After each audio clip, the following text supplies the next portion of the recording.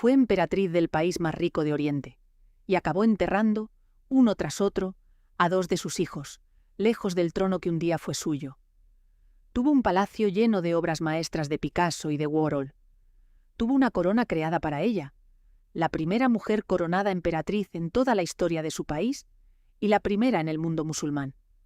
Tuvo una boda con vestido de alta costura francesa y una tiara de 2 kilos de diamantes. Tuvo la adoración de un pueblo entero que la veía como una madre. Tuvo, literalmente, todo lo que una mujer del siglo XX podía soñar, y lo perdió todo: el trono, el país, la fortuna, la patria. Y peor que todo eso, perdió a su marido, y después, ya en el exilio, a 2 de sus 4 hijos. Su nombre es Faradiva, la última emperatriz de Irán. Una mujer que pasó de ser una estudiante de arquitectura de clase media a reinar sobre uno de los países más ricos y antiguos de la tierra, y que después vio cómo ese mundo de oro se desmoronaba bajo sus pies en cuestión de meses. Y mientras la mayoría conoce, como mucho, su caída, casi nadie conoce el calvario que vino después: las décadas de exilio, la muerte lenta de su esposo, y las 2 tragedias que le arrebataron a sus hijos, una en Londres, otra en Boston, con 10 años de diferencia, hasta el punto de que la prensa internacional empezó a hablar de una maldición que perseguía a su familia. Hoy vamos a contar su historia completa. Vas a descubrir cómo una joven cualquiera conquistó el corazón de un emperador que ya había repudiado a 2 esposas por no darle un hijo. Vas a entender cómo llegó a lo más alto, coronada como una soberana de leyenda, rodeada de un lujo casi imposible de imaginar. Vas a ver cómo, en apenas unos meses, todo aquel imperio se vino abajo y la familia tuvo que huir para no morir. Y vas a conocer el precio más alto que pagó por haber estado tan arriba. Las pérdidas que ninguna corona, ninguna fortuna y ningún apellido imperial pudieron evitarle. Y mientras lo hago, va a quedar flotando la misma pregunta que recorre cada historia de este canal. ¿De qué sirve ser emperatriz del país más rico de Oriente? Tener palacios, diamantes y la devoción de millones, si nada de eso puede evitar que termines enterrando a tus propios hijos lejos de casa. Porque Farah Diva lo tuvo absolutamente todo, y descubrió, de la forma más cruel y más lenta, que ni el trono más alto del mundo protege a una madre del peor de los dolores. Para entenderlo, hay que volver al principio, a una niña de Teherán que lo perdió todo siendo muy pequeña, mucho antes de soñar siquiera con una corona. Para entender a Farah, hay que empezar por una pérdida temprana, porque su vida estuvo marcada por la muerte mucho antes de que llegaran los palacios. Su historia no empieza en un trono, empieza en una casa que su familia tuvo que abandonar. Farah Diva nació en Teherán el 14 de octubre de 1938, hija única de un matrimonio acomodado y bien relacionado. Su padre, Sohrab Diva, era capitán del ejército, un hombre culto que había estudiado en Europa. Su madre, Farideh, provenía de una familia de cierto abolengo. Los primeros años de Farah transcurrieron entre comodidades, en el seno de una familia que disfrutaba de una posición desahogada. Era una niña querida, hija única, el centro de su pequeño mundo. Y entonces, cuando apenas tenía 8 o 9 años, en 1947, su padre murió. La muerte del capitán Diva no solo dejó a Farah sin padre, hundió a la familia económicamente. Sin el sostén del cabeza de familia, la fortuna de los Diva se evaporó. Madre e hija tuvieron que dejar atrás su vida cómoda y mudarse a una casa modesta, propiedad de un tío. De golpe, la niña que lo había tenido todo aprendió lo que significaba perderlo. El dinero que desaparece, la posición que se desvanece, el lujo que se convierte en estrechez. Aquella primera lección, la de que nada es para siempre, la acompañaría toda su vida, aunque tardaría décadas en entender hasta qué punto. Pese a las dificultades, la madre de Farah se empeñó en darle una buena educación. La niña estudió en colegios extranjeros de Teherán, aprendió francés, desarrolló una sensibilidad especial por el arte y la belleza. Era inteligente, despierta, con una curiosidad que la empujaba más allá de lo que se esperaba de una joven de su época. Y tenía un sueño concreto. Quería ser arquitecta, quería construir, diseñar, crear cosas que perduraran. Un sueño ambicioso para una mujer iraní de los años 50. Pero Farah lo persiguió con determinación. Y ese sueño la llevó a cruzar medio mundo, a la ciudad que entonces era el corazón cultural de Occidente, París. En la capital francesa, Farah se matriculó en una escuela de arquitectura y empezó a vivir como una estudiante más. Una joven iraní becada, lejos de casa, contando cada moneda, ilusionada con su carrera. No tenía ni la menor idea de que su vida estaba a punto de dar un giro tan brusco que ninguna ficción se habría atrevido a imaginarlo. Porque en aquel París, de finales de los 50, el destino le tenía preparado un encuentro que la sacaría para siempre del anonimato. El encuentro con un hombre que era, ni más ni menos, el rey de su propio país. Para comprender la magnitud de lo que le ocurrió a Farah, hay que conocer al hombre con el que se cruzó. Y sobre todo, hay que entender la sombra que pesaba sobre él. Una obsesión que había destruido ya 2 matrimonios. Mohammad Reza Pahlavi era el Shah de Irán, el rey de reyes, el monarca absoluto de un país inmenso y antiquísimo, heredero de una tradición imperial que se remontaba más de 2500 años. Había subido al trono en plena Segunda Guerra Mundial y tras una etapa convulsa había consolidado su poder con respaldo occidental. A finales de los años 50, gobernaba un país que se sentaba sobre uno de los mayores tesoros del planeta: el petróleo. Irán era estratégico, rico y codiciado, y su Shah, un hombre elegante y refinado, se movía entre los líderes del mundo como uno más de ellos. Pero había algo que atormentaba al todopoderoso emperador. No tenía un heredero varón, y en una monarquía como la suya, eso lo era todo. Un trono milenario necesitaba un hijo que lo continuara, y aquel hijo no llegaba. La cuestión sucesoria se había convertido en la obsesión de la corte y en el drama personal del Shah, hasta el punto de que ya había costado 2 matrimonios. Su primera esposa había sido una princesa egipcia, Faucia, hermana del rey de Egipto, una mujer de belleza deslumbrante, comparada con las estrellas de cine de la época. De aquel matrimonio nació una hija, pero no el ansiado varón, y la unión terminó en divorcio tras casi una década. Después llegó la que sería, quizá, el gran amor del Shah, Soraya, una joven de extraordinaria hermosura y ojos verdes inolvidables, a la que el pueblo bautizó como la princesa de los ojos tristes. El Shah la amaba de verdad, pero Soraya no podía darle hijos, y por encima del amor estaba la razón de Estado, la necesidad imperiosa de un heredero. Así que, entre lágrimas, también aquel matrimonio se rompió. Soraya fue apartada del trono, condenada a una vida errante y melancólica, recordada para siempre como la mujer a la que el deber imperial le arrebató el amor de su vida. Esa era la sombra que pesaba sobre el Shah cuando se cruzó con Farah. 2 esposas repudiadas, 2 matrimonios sacrificados en el altar de la sucesión. Un rey poderoso y solo, presionado por su corte para encontrar de una vez a la mujer que le diera el hijo que su dinastía necesitaba. Y en aquel momento, en una recepción de la embajada iraní en París, organizada precisamente por la hija que el Shah había tenido con su primera esposa, apareció una estudiante de arquitectura de 21 años. Y todo cambió. Lo que pasó entre aquella estudiante y el rey de reyes fue rápido, casi vertiginoso.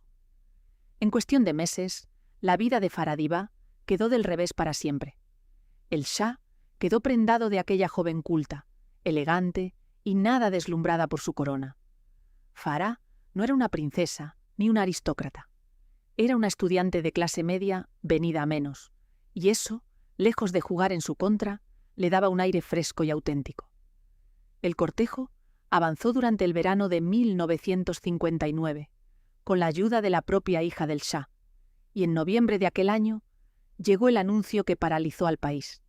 El emperador se casaba de nuevo.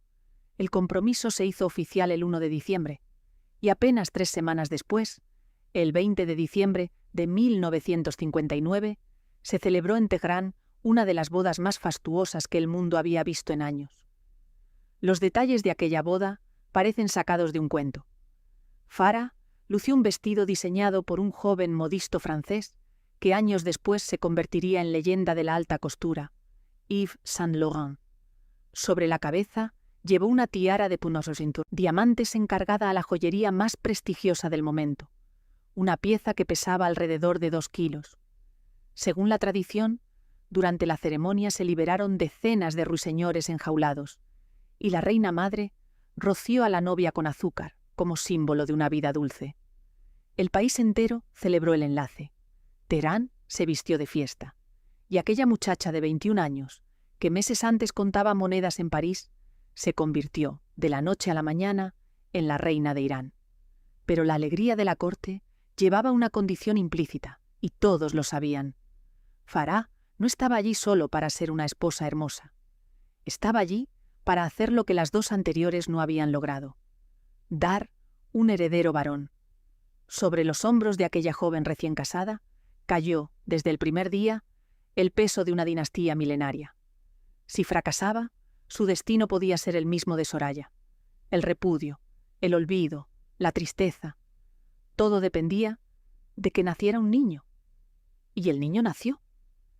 En octubre de 1960, apenas 10 meses después de la boda, Farah dio a luz a un varón, Reza, el ansiado príncipe heredero.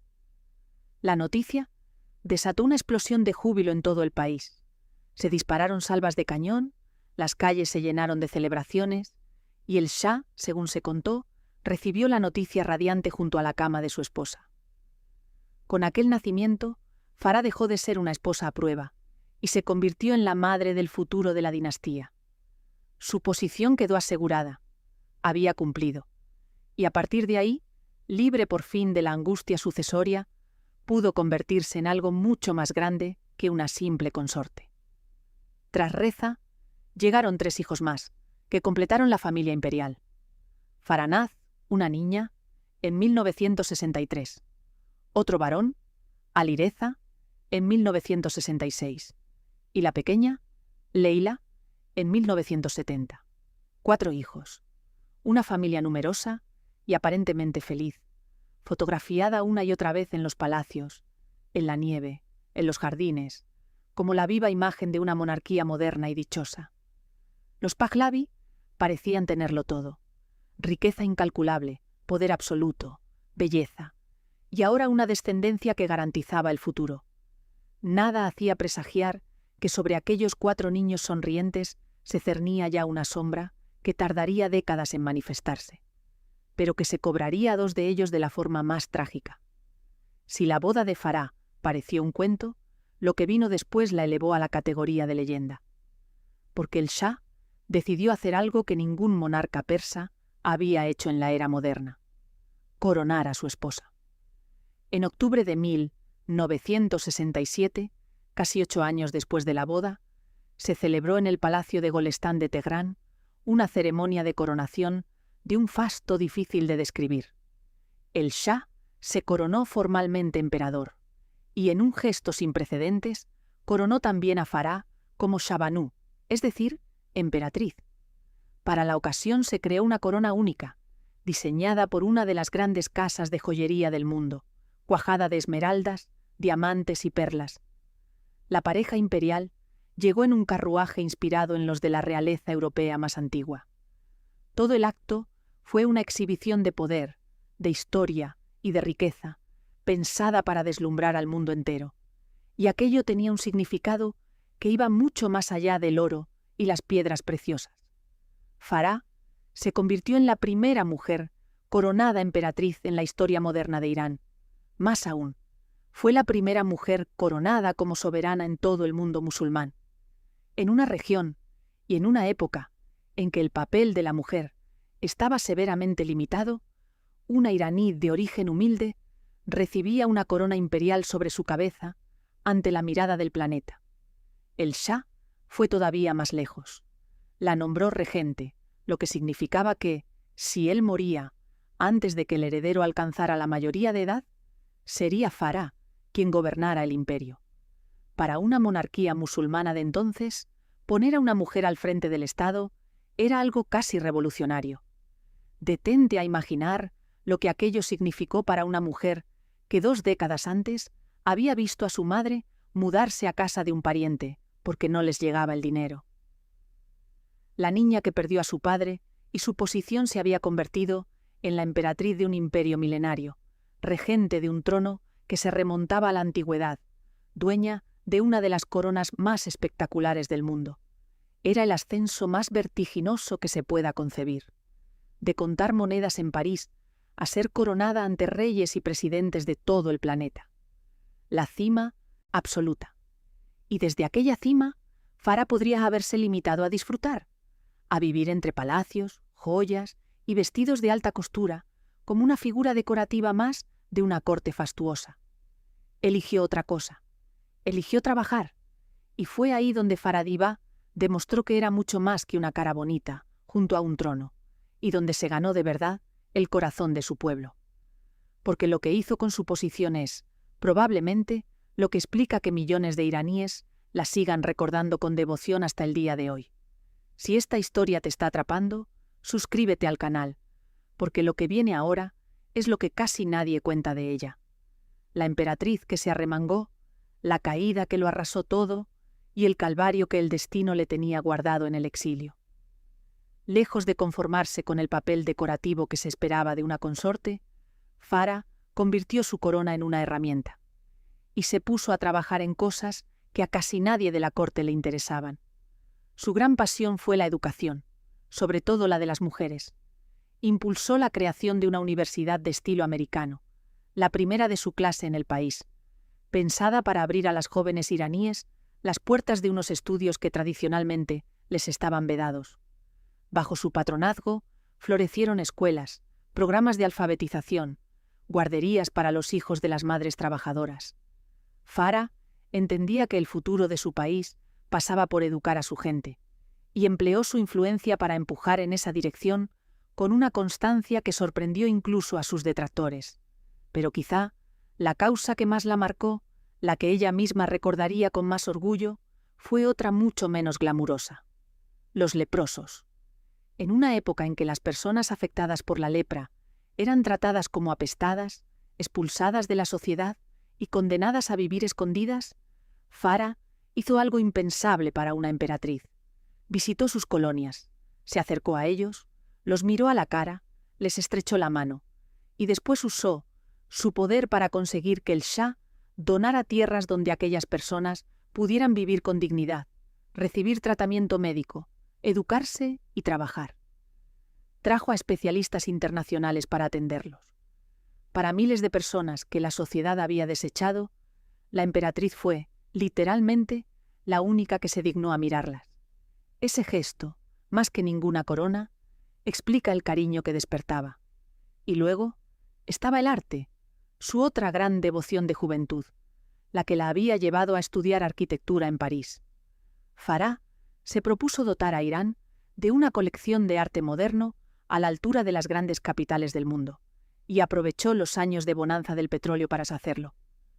Con su impulso, se creó el Museo de Arte Contemporáneo de Teherán, inaugurado en 1977, y se adquirieron decenas y decenas de obras maestras de los más grandes artistas occidentales: Picasso, Warhol, Pollock, Monet, Magritte, Rothko, nombres que hoy valen fortunas incalculables. Aquella colección, reunida en buena parte por iniciativa suya, está valorada en la actualidad en torno a los 3.000 millones de dólares y se considera una de las más importantes que existen fuera de Europa y Estados Unidos. Farah también promovió festivales de arte y de cine, abrió Irán a la cultura mundial y se rodeó de artistas y pensadores. El propio Andy Warhol viajó a Teherán y le hizo un retrato que se ha vuelto icónico. Toda aquella actividad le dio una imagen propia, separada de la de su marido. La prensa internacional la adoraba. La comparaban con las grandes damas de la época. Para unos, era la Grace Kelly de Oriente, por su elegancia y su porte de estrella.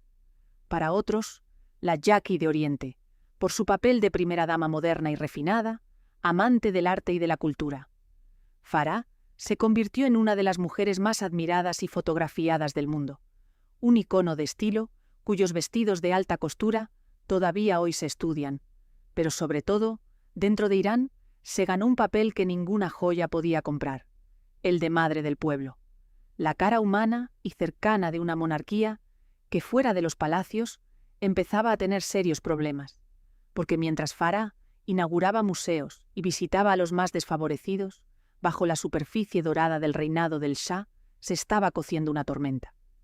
Y aquella tormenta iba a arrasar, en cuestión de meses, todo el mundo que la familia imperial había construido. Mientras dentro de Irán se ganaba el cariño de su pueblo, fuera de sus fronteras, Farah se convirtió en una de las mujeres más célebres del planeta, codeándose de tú a tú con las figuras más poderosas y glamurosas de su época. Las imágenes de aquellos años la muestran en el centro del escenario mundial. En la primavera de 1961, recibió en Irán la visita de la reina Isabel II y del príncipe Felipe, en uno de esos encuentros entre coronas que paralizaban a la prensa. Un año después, en 1962, durante un viaje a Estados Unidos, fue la propia Jackie Kennedy quien la paseó por los jardines de la Casa Blanca, en una escena que quedó retratada para la historia, con la primera dama estadounidense mostrándole los rincones de la residencia presidencial. Dos de las mujeres más admiradas de su tiempo, juntas, tratándose como iguales.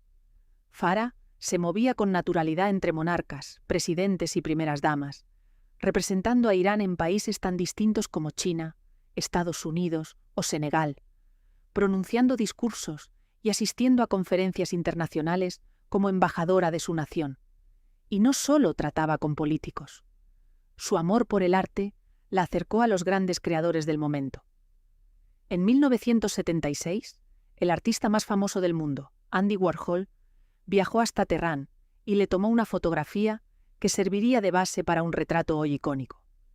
La emperatriz iraní entraba así en el universo del arte pop, inmortalizada por el mismo hombre que había retratado a Marilyn y a las grandes estrellas de su era. Para el mundo occidental, Farah encarnaba una versión fascinante y exótica de la realeza moderna, elegante, culta, amante del arte, de una belleza serena.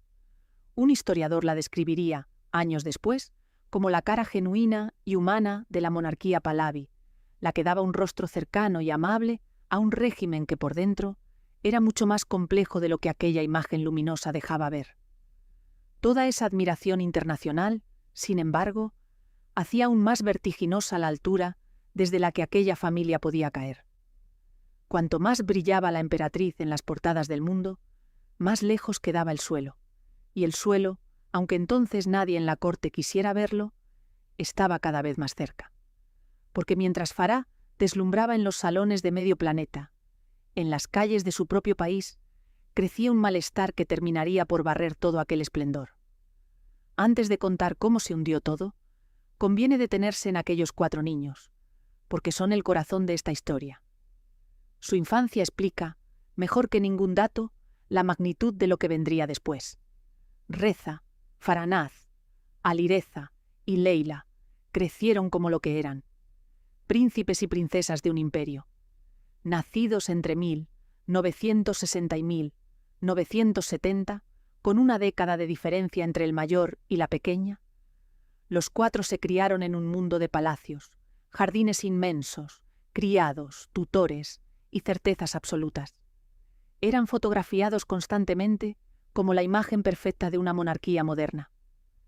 La familia imperial posando en la nieve, vestidos a juego, sonrientes, rodeados del fasto de una corte que parecía sacada de un cuento. El heredero, Reza, criado para un trono que se daba por seguro. Las niñas y el otro varón, educados en los mejores colegios, destinados a una vida de privilegio que se daba por descontada. Para aquellos 4 pequeños, el imperio no era una abstracción, era su casa, su rutina, su normalidad, y esa es justamente la clave del drama, porque aquellos niños no eligieron nada de lo que les pasó, no eligieron nacer en un palacio, igual que no eligieron que ese palacio se desvaneciera de la noche a la mañana. Crecieron creyendo que su mundo de oro era para siempre, que el trono milenario seguiría ahí, que el futuro estaba escrito. Y de pronto, siendo aún muy jóvenes, todo aquello se evaporó. Pasaron de ser la realeza de un país rico a ser refugiados sin patria, cargando con un apellido que en su propia tierra se había convertido en sinónimo de un régimen derrocado. El contraste fue brutal, un golpe del que no todos lograrían recuperarse. Un amigo de la familia lo expresó con una imagen que ya hemos mencionado y que conviene recordar.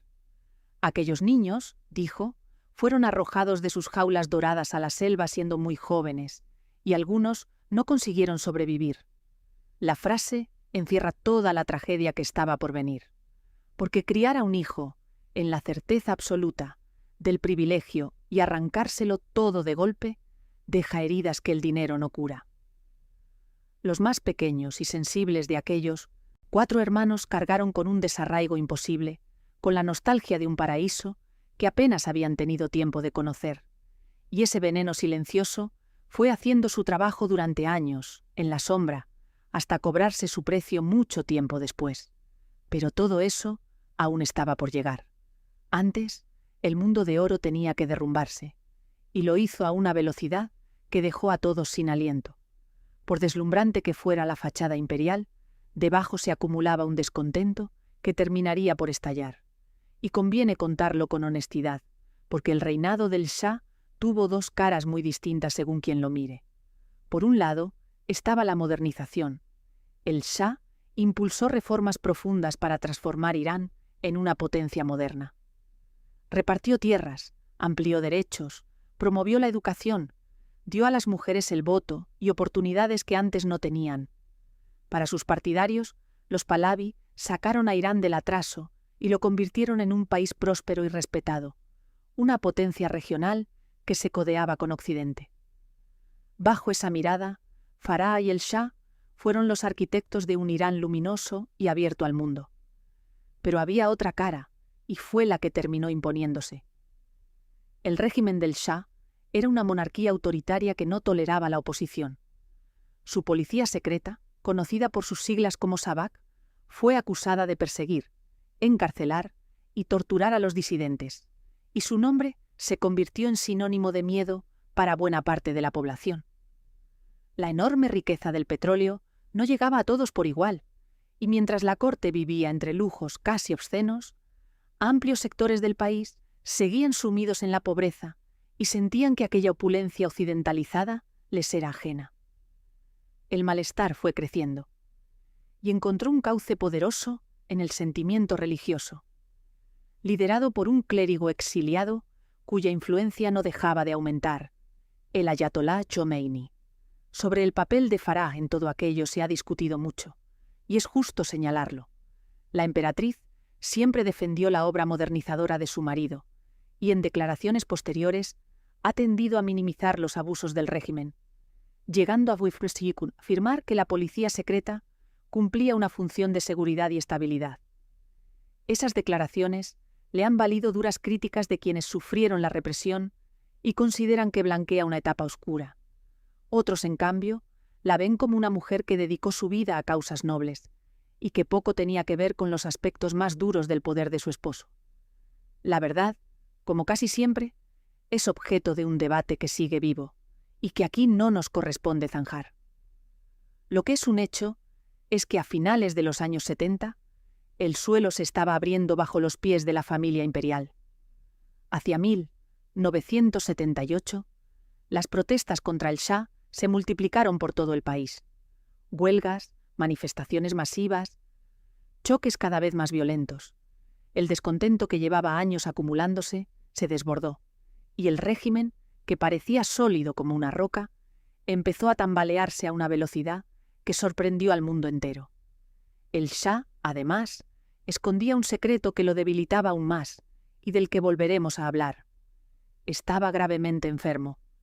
El emperador todopoderoso era, en realidad, un hombre que se apagaba por dentro mientras su trono se hundía por fuera. Y llegó el momento en que ya no hubo vuelta atrás. Llegó entonces el momento que partió en dos la vida de Farah. el día en que la emperatriz de Irán se convirtió en una fugitiva sin patria. Y ocurrió muy deprisa. A comienzos de 1979, con el país en plena ebullición revolucionaria y las calles fuera de control, el Shah entendió que su reinado había terminado. Según contaría Farah más tarde, su marido presintió lo que se avecinaba apenas unos días antes, y le dijo que quizá sería mejor que abandonaran el país. El 16 de enero de 1979, el Shah y la emperatriz salieron de Irán. Oficialmente, era una estancia temporal en el extranjero, unas vacaciones, un descanso.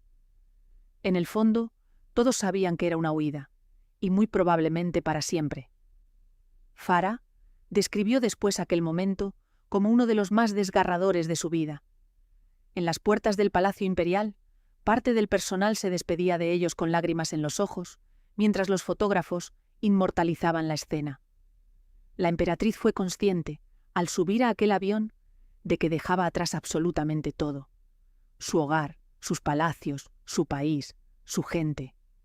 La patria entera salía con lo puesto hacia un futuro completamente incierto, sin saber a dónde irían ni qué sería de ellos.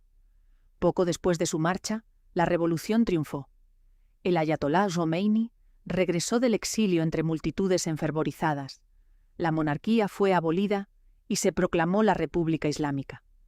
El imperio milenario que Farah había representado se desvaneció en cuestión de semanas. 2500 años de monarquía persa terminaban con la imagen de una pareja imperial huyendo en un avión. Y aquí empezó un calvario que muy poca gente conoce, porque la familia imperial no encontró un refugio cómodo donde lamerse las heridas. Encontró el rechazo. De repente, el Shah, que había sido aliado de Occidente, recibido con honores en las grandes capitales, se convirtió en un apestado al que casi nadie quería acoger. Empezó un peregrinaje humillante de país en país. Primero Egipto, después Marruecos, luego las Bahamas, más tarde México. La familia se movía de un lugar a otro, sin un hogar fijo, cargando con sus maletas y con la sensación de no ser bienvenidos en ninguna parte. Habían pasado de reinar sobre un imperio a vagar por el mundo como exiliados incómodos a los que nadie sabía muy bien dónde meter. Mientras se sucedía aquel peregrinaje, el secreto que el Shah había ocultado durante años se volvió imposible de disimular. El emperador estaba muriéndose. Padecía un cáncer que había mantenido en el más absoluto secreto durante mucho tiempo, hasta el punto de que ni los servicios de inteligencia que lo vigilaban conocían su verdadero estado. Y ahora, derrocado y errante, su salud se deterioraba a ojos vistas. La familia no solo había perdido su trono y su país, estaba viendo cómo el hombre que la encabezaba se apagaba lentamente, sin un lugar donde sentirse a salvo. El tramo final del Shah fue tan amargo como el resto del exilio, y convirtió a Farah, con apenas 41 años, en una viuda errante que cargaba sola con el peso de una familia destronada. La enfermedad del Shah se complicó, necesitaba tratamientos médicos avanzados, y eso desató una crisis internacional.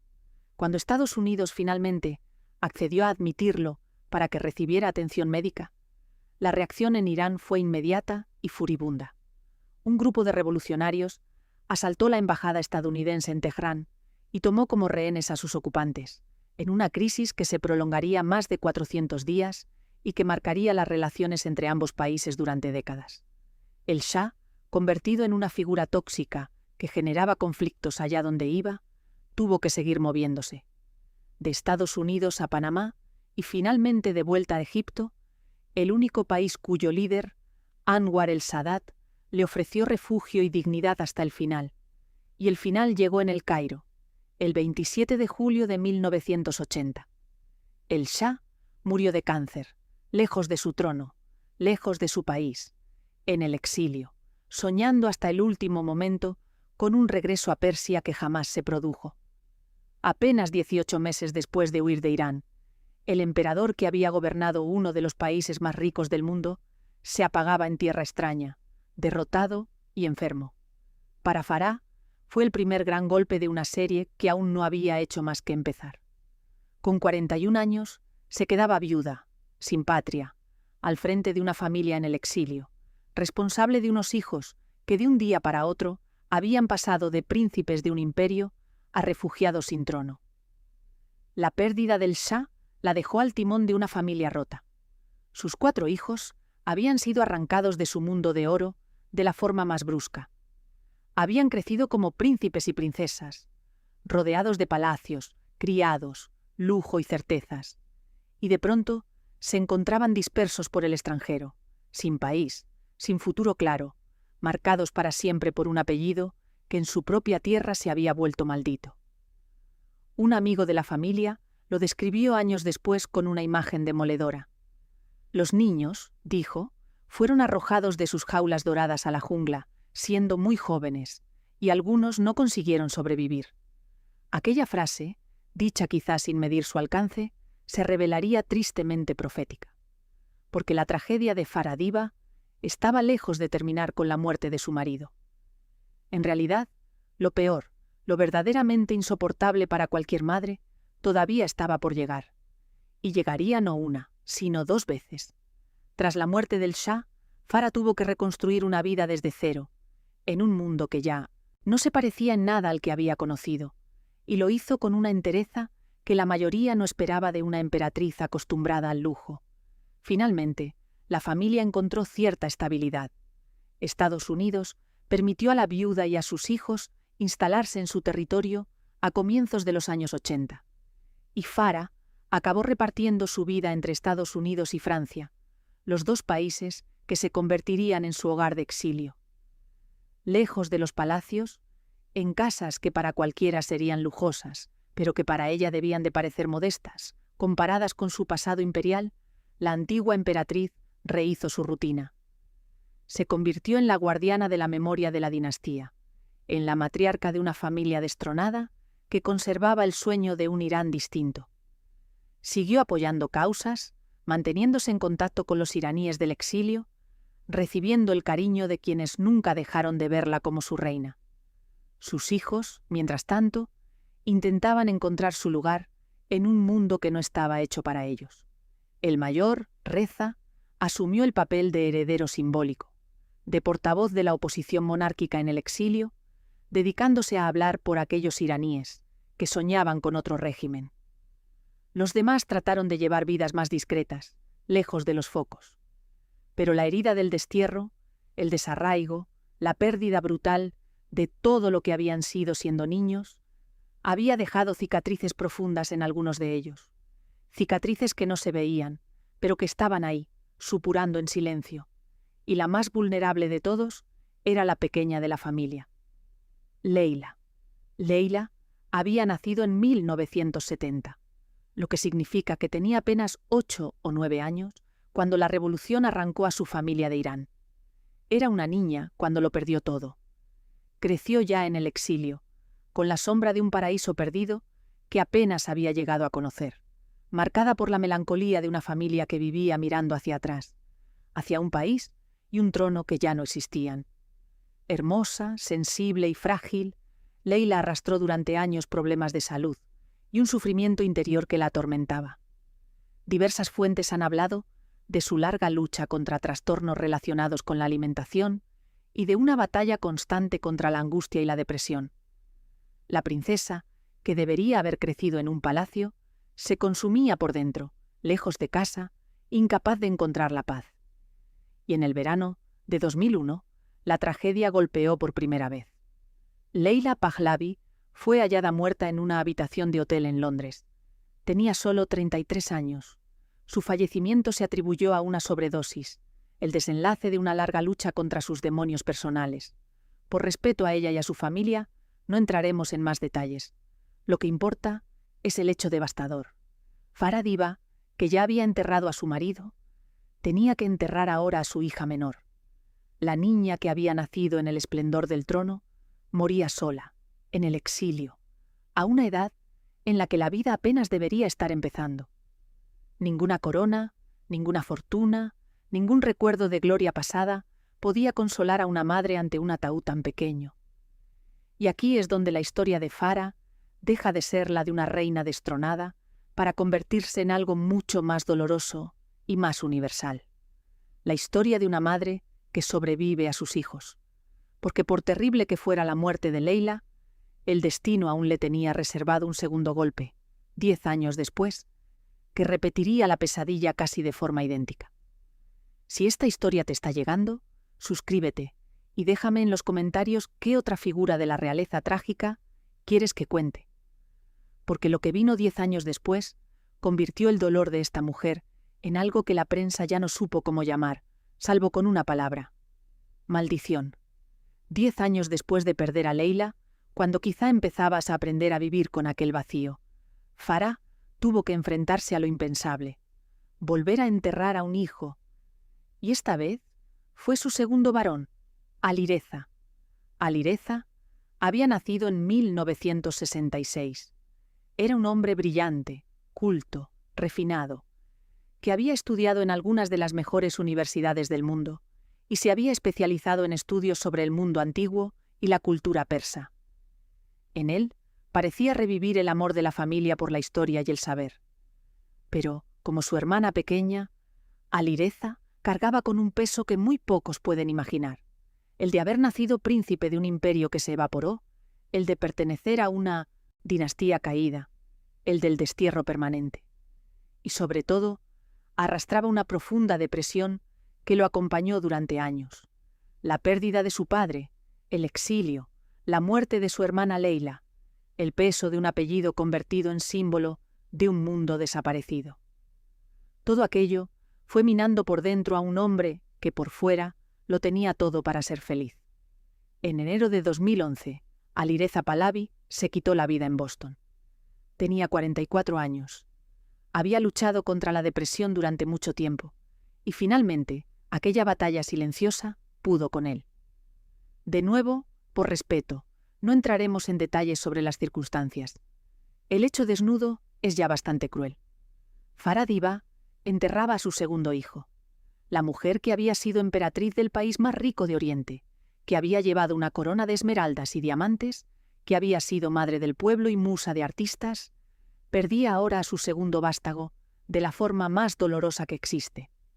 2 hijos, 2 ataúdes, con 10 años de diferencia, lejos del trono que un día fue suyo, lejos de la patria que la revolución le había arrebatado. Fue entonces cuando la prensa internacional empezó a hablar abiertamente de la maldición Pahlavi, porque la acumulación de desgracias sobre aquella familia resultaba difícil de asimilar. El imperio perdido, el exilio errante, el Shah muerto de cáncer lejos de casa, y 2 de los 4 hijos imperiales muertos jóvenes, en el destierro, vencidos por el sufrimiento. No existe ninguna maldición, claro. Lo que existe es algo quizá más perturbador. La constatación de que aquellos niños, arrancados de su mundo de oro y arrojados a una vida de exilio para la que nadie los había preparado, no todos lograron sobrevivir al desarraigo. El precio de haber estado tan arriba lo terminaron pagando los más jóvenes e indefensos de la familia, los que ni siquiera habían elegido aquella vida. Y en medio de toda aquella devastación, había una mujer que tenía que seguir en pie. Una madre que había perdido a su marido y a 2 de sus hijos, que había visto desaparecer su país y su trono, y que contra todo pronóstico encontró fuerzas para no rendirse.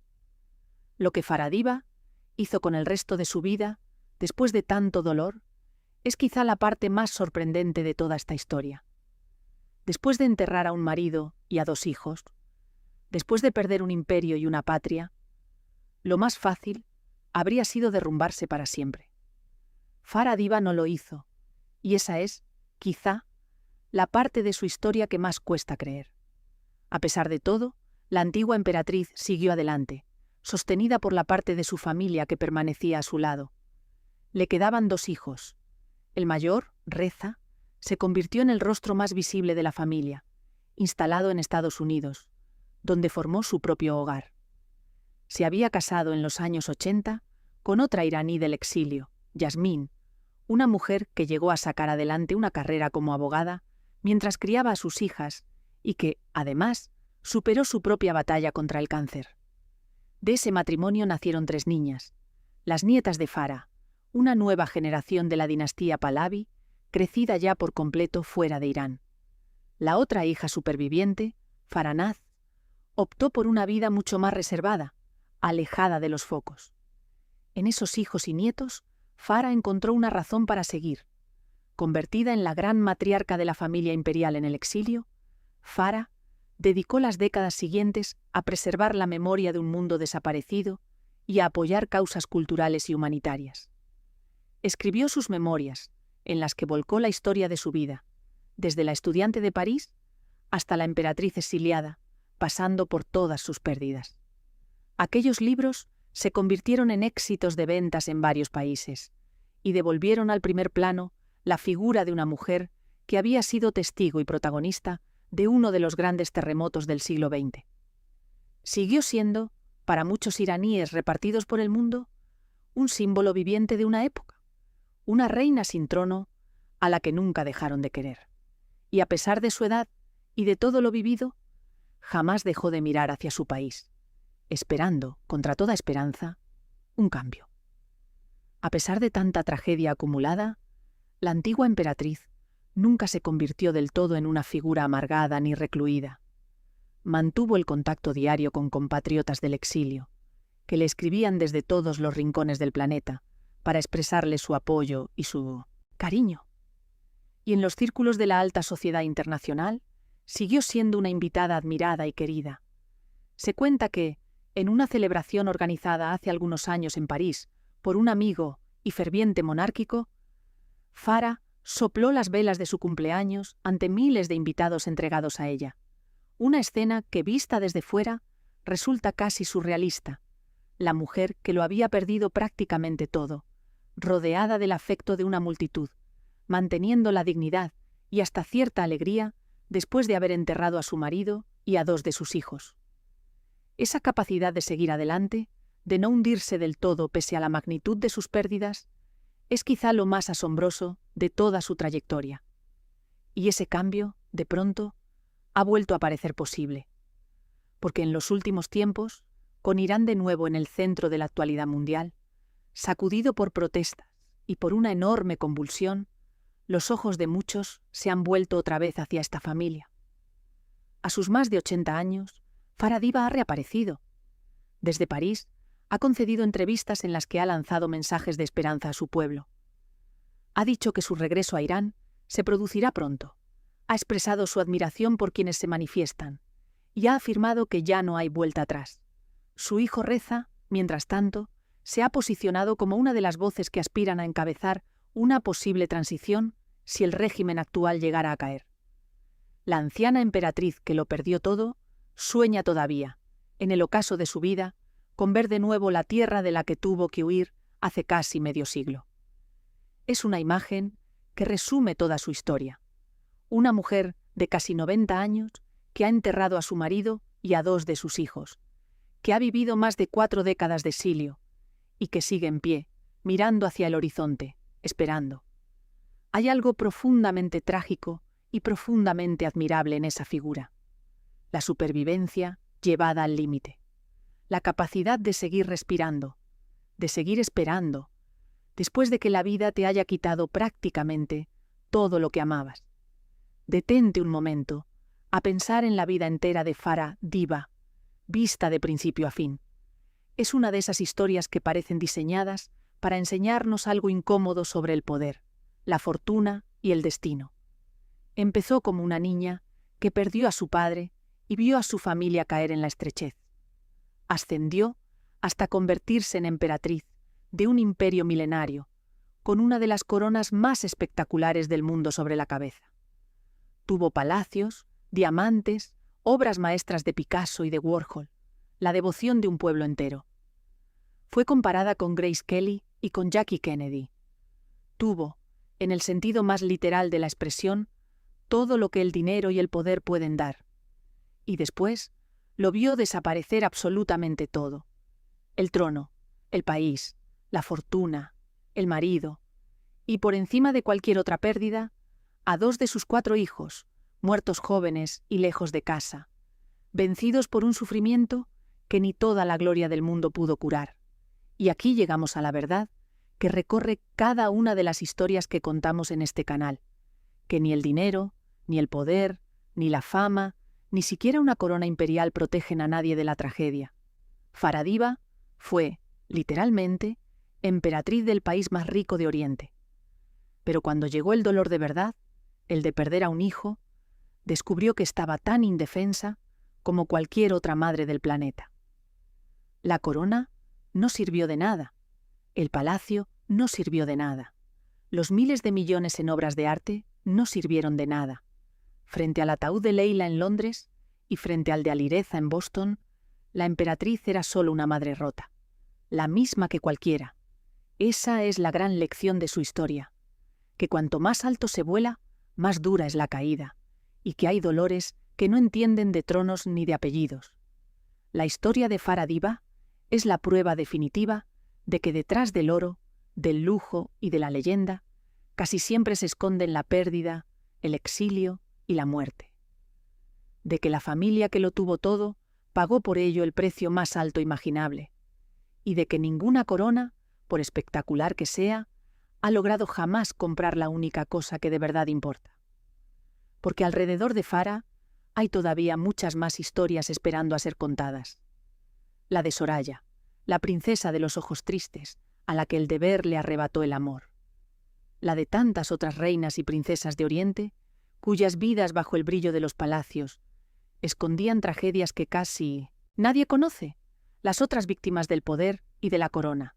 Así que, si quieres seguir tirando del hilo de los secretos más oscuros de las grandes dinastías, suscríbete, dale a la campana y déjame en los comentarios sobre quién quieres que hablemos primero. Porque cuando se trata de las grandes fortunas y de las grandes casas reales, siempre, siempre hay un secreto más y una tragedia más esperando salir a la luz.